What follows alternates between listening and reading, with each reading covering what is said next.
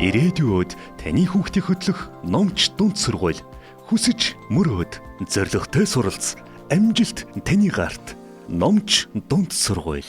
За бид нар альгориадад юуны математикийн сэдвүүд нэг гол сэдв буюу аим геометрийн бодлого. Геометрийн бодлого бодохын тулд эхлээд сая өгөгдлөө бичээ хэвлээ. Квадратын талбай 25 квадрат сантиметр гэж байна. Бол энэ квадратын хүрээний урттай тэнцвэр урттай. За тэгэхээр бид нар энэс юуг нь олох вэ гэхээр энэ квадратынхаа талыг олох юм. Хэдэн сантиметр? Талаа олж яаж бид нар юугаа гаргаж ирэх вэ? Хүрээний уртаа гаргаж.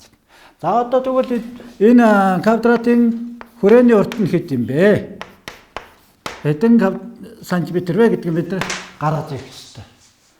Тэгээд энэ маань биднээсийн нөгөө тэнцвэр урттай тэгшүүн цэгцийн талбайг олгоод байгаа. Учираас тэгшүүн цэгцийнхөө хүрээний уртыг гаргаж ирнэ. Өөрөөр хэлбэл квадратын хүрээний урт тэгшүүн цэгцийн хүрээний урт хоёр хоорондоо тэнцвэр байгаа. Эндээс тэгшүүн цэгцийн хүрээний уртаа олж байгаа чинь бид нар яах вэ гэхээр энэ тэгшүүн цэгцийнхаа өргөн нь хэдэн сантиметр вэ?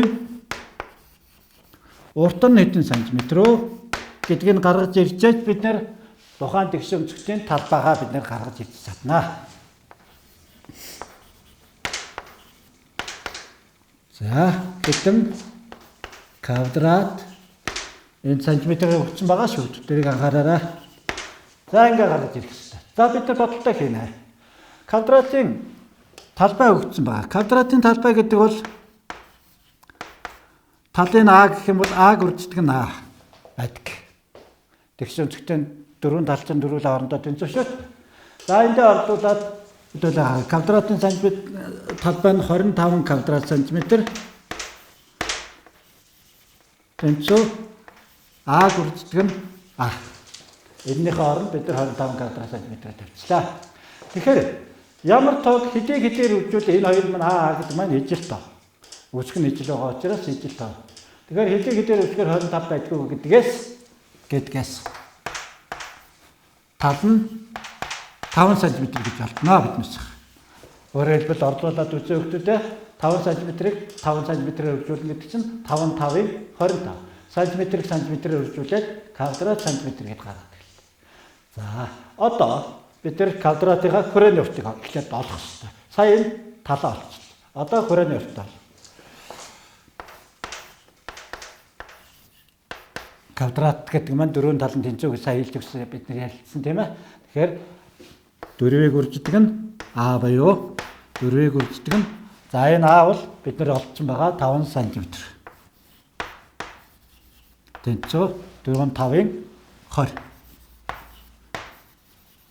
20 см. За квадратын периметр 20 юм бол энэ тэгшүүн цэгцийн хоёр хоорондоо тэнцвэр гэдгээс тэгшүүн цэгцийн периметрч 20 см гэсэн үг. За одоо энэ дээр хэдүүлээ нэг юм дараа анхаарах ёстой. Тэгшүүн цэгцийн хүрээний уртаа буюу периметрийг олохдоо ямар томьёогоор олдгийг хэдүүлээ бичье. Периметр тэнцвэр 2-ыг үрждэг нь урт дээр өргөнийг нэмээд 2-оор үржүүлдэг. Уртыг агаар тэмдэглэдэг, өргөнийг бэгээр тэмдэглэдэг. За энэ томьёонд хэдүүлээ орлуулад бод. Тэгшүүн цэгцийн хүрээний урт 20 см. Тэнцвэр 2-ыг үрждэг нь А дээр нэмэх нь Б. Тэгвэл урт өргөн мэддэхгүй байгаа. Энэ урт өргөний нийлбэрийг 2-оор үржүүлэхээр 20 гардаг учраас энэний нийлбэр хэдвэ гэдгийг бид нар олохын тулд 20 см-ээр 2-тоо хувааж байна. За А дээр нэмэх нь Б тэнцвэр 20 см-ийг хуваадаг нь 2. Тэнцвэр 10 см. Өөрөөр хэлбэл урт өргөний нийлбэр 10 см юм байна. За тэгвэл бид нар урт өргөн хоёрын урт өргөн хоёрын. Урт нь илүү урттай. Эсвэл тэнцүү байж. Тэнцүү байж болно гэдэг маань квадрат байж болно гэсэн үг. За тэгэхээр бид нэр энэ хоёрын нийлбэр 10 см юм чинь Б-ийн хамгийн багадаа 1 см байна. За боломжуудыг эхлээд хэдүүлээ хөснөлт ашиглаад гаргая.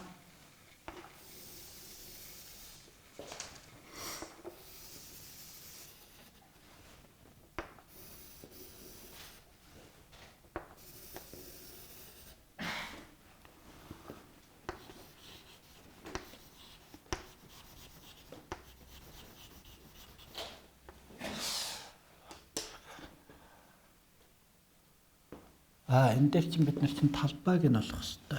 За яг хаа. Ингээд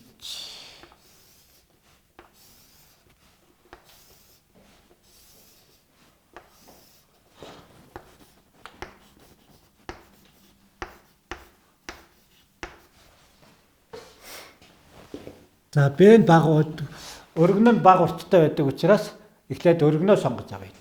Тэгээд түүнээсээ шалтгаалж агаа уртаа бол. За урт өргөний нийлбэр 10 см. Өргөн хамгийн багадаа байх боломж нь 1 см. Дараа нь 2 см байж болно.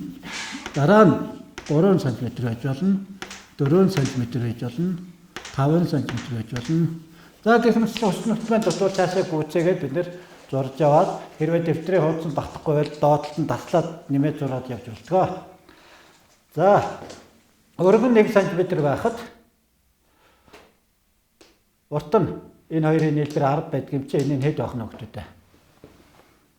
Нэг дээр энэ нэг дээр 9-ыг нэмжиж 10 см чинь гарах учраас хэд хөлтөдөө. 9 см юм байна. Тэгвэл 2 см байхад 2 дээр 8 см-ыг нэмжиж 10 см чинь гардаг учраас 8 см. За ингээд цааш нь хэдүүлээ бичээ явчих. 3 дээр 7 см, 4 см дээр 6 см, энэ дээр 5 см байна. За бид нар одоо энэ дээр эн чинь 6 болчоод эн чинь 4 гэдэг эн чинь нөгөө урт чинь өргөнөөсөө богино болчих учраас өөр боломж байхгүй 5 боломжтой юм байна. Одоо бодлогын нөхцөлийг хараагаа хүмүүстээ урттай тийш өнцгтийн талбайг олгож байна. Тэгэхээр талбайг нь олохдоо уртыг өргөнөөр үржүүлж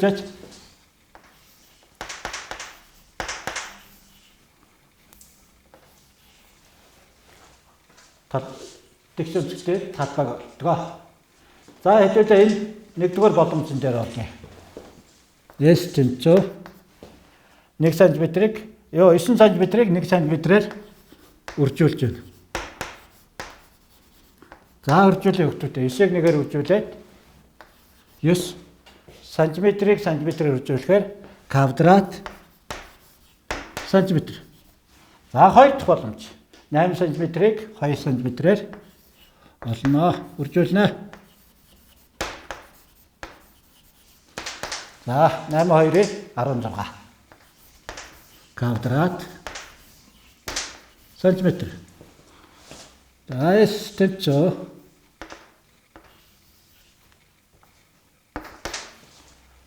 7 см-ийг 3 см үржиж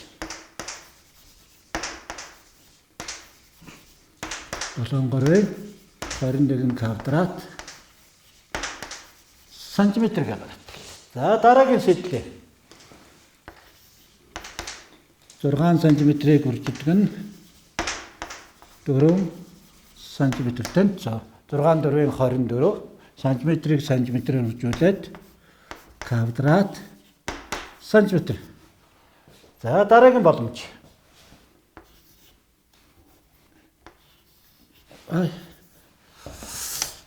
Гулгаад тах. За хөвгүүдээ харж байгаарай.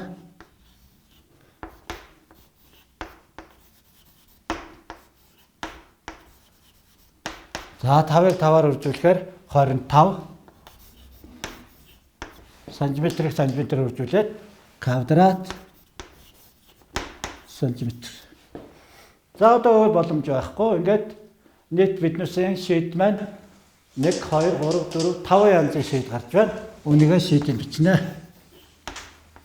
5 янз бүрийн шийдтэй боломжтой байна. За ингээд биднээсээ бодлогыг шийдэглээ. Ирээдүйд таны хүүхдийг хөтлөх номч дунд сургууль хүсэж мөрөөд зоригтой суралц амжилт таны гарт номч дунд сургууль